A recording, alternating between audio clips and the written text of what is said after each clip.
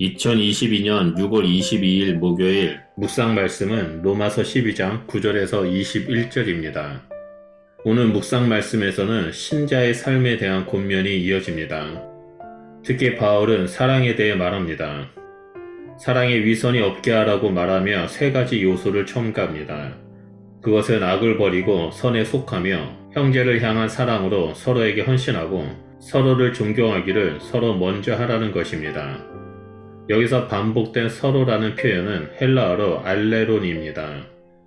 알레론은 인격적 존재들이 서로에 대한 관계를 긍정적으로 표현하는 것입니다. 또한 본문에서 사랑과 관련해 악을 버리고 선에 속하라는 말은 방향성을 분명히 하라는 의미입니다. 즉 수직적으로 하나님과의 올바른 방향성을 근거해서 수평적으로 다른 성도와의 바른 방향성을 가지라는 의미입니다. 그렇게 바울의 사랑의 권면은 먼저 하나님과의 바른 관계 안에서 서로라는 바른 방향성을 긍정적으로 표현해서 관계를 잘 유지하라는 것으로 이해할 수 있습니다. 이어서 11절에서 13절을 보면 게으르지 말고 열심을 내서라는 표현을 중심으로 7가지 상태를 요청하고 있습니다. 그것은 성령 안에서 열심을 품는 것과 주를 섬기는 것, 소망으로 즐거워하는 것과 환난에 대해 참는 것, 기도를 개성하는 것과 성도의 필요에 동참하는 것, 환대를 추구하는 상태입니다.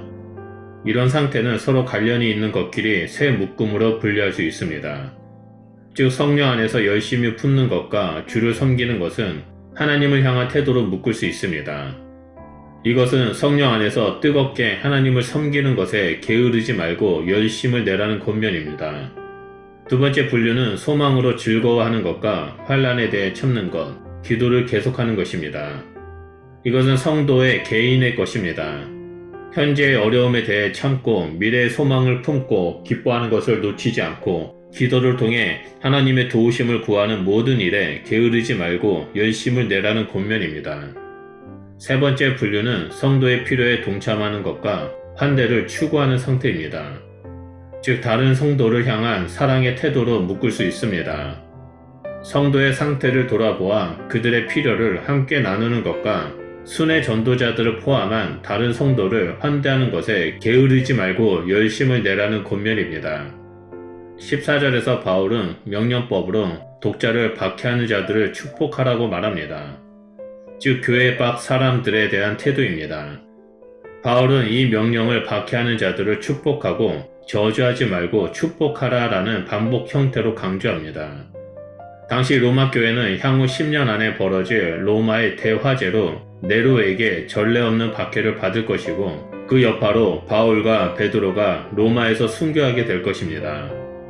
바울의 이 권면은 독자나 바울 자신에게 단순히 교리나 자신의 생각을 가르치는 것이 아니었습니다. 예수님처럼 그들에게 현실이 되었고 결국 순교의 피로 이 명령에 순종했습니다. 15절에서 16절은 주제를 바꾸어 동료 성도와의 삶을 다룹니다. 먼저 즐거워하는 자들과 함께 즐거워하고 우는 자들과 함께 울라고 말합니다. 이것은 타 성도와 함께 사랑 표현을 하라고 말한 것으로 굳이 설명이 필요 없는 분명한 가르침입니다. 이를 위해 바울은 세 가지를 요구합니다. 첫째, 서로 같은 생각을 하고 둘째, 높은 것을 생각하지 말고 낮은 자들과 함께하며 셋째, 스스로 지혜롭다고 생각하지 말라는 것입니다. 이 가르침에는 두 가지 특징이 있습니다. 첫 번째 특징은 생각에 근거한 삶을 살라는 것입니다. 즉 사고 영역에서 자신을 중심으로 생각하는 것을 버리고 서로에게 맞추라는 말입니다. 그러기 위해서 자신을 높이는 교만함 대신 겸손과 상대방을 배려하고 함께하는 삶을 살라고 권면합니다. 두 번째 특징은 하나됨을 위한 요청입니다. 바울의 권면을 단순히 독자의 개인 수양이 아닌 공동체 안에서의 하나됨을 위한 것입니다.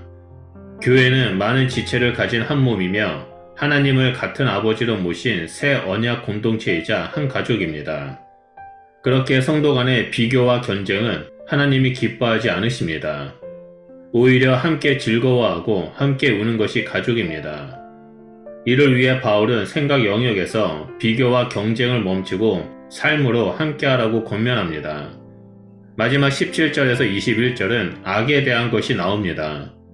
전체적으로 악 대신 선을 행하라는 권면을 앞뒤 17절과 20절에 배치하고 할 수 있다면 모든 사람과 합평하는 것을 18절에 직접 보복하지 말고 하나님께 맡기는 것과 도리어 원수들에게 선을 행하라라는 20절을 가운데에 위치시킵니다. 이 구조에 의하면 바울의 권면은 두 가지입니다. 첫째, 악에 대한 태도입니다. 악에게 지지 말고 선으로 악을 이기라고 말합니다. 여기서 선과 악의 기준은 하나님의 관계성을 중심으로 한 하나님의 뜻입니다. 따라서 선으로 악을 이기라는 것은 하나님과의 관계에 어울리지 않는 것과 타협하지 말라는 의미입니다. 둘째, 타인과의 관계입니다. 가능하면 모든 이와 화목하고 원수에게 보복하지 말고 하나님께 맡기라고 말합니다. 즉 악과 타협하지 않되 악인에 대해 같은 악으로 응수하지 말고 선의 태도를 놓치지 말라는 것입니다. 이를 위해서 하나님의 선하심과 공의에 대한 분명한 믿음이 있어야 합니다. 그래야 악에 대해 버티며 성도의 삶을 지속할 수 있습니다.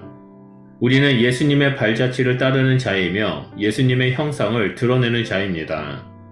그럼 우리가 이 땅에서 해야 할 것은 하나님을 사랑하고 이웃을 사랑하는 것입니다. 또한 악과 타협하지 않고 늘 그리스도의 마음으로 선을 행하는 자가 되어야 합니다. 이것이 구원받은 성도들의 구별된 삶입니다. 오늘 묵상 말씀처럼 성도의 삶 가운데 하나님의 사랑과 이웃사랑 그리고 선으로 악을 이기는 삶이 충만하는 하루가 되시길 축복합니다. 기도하겠습니다.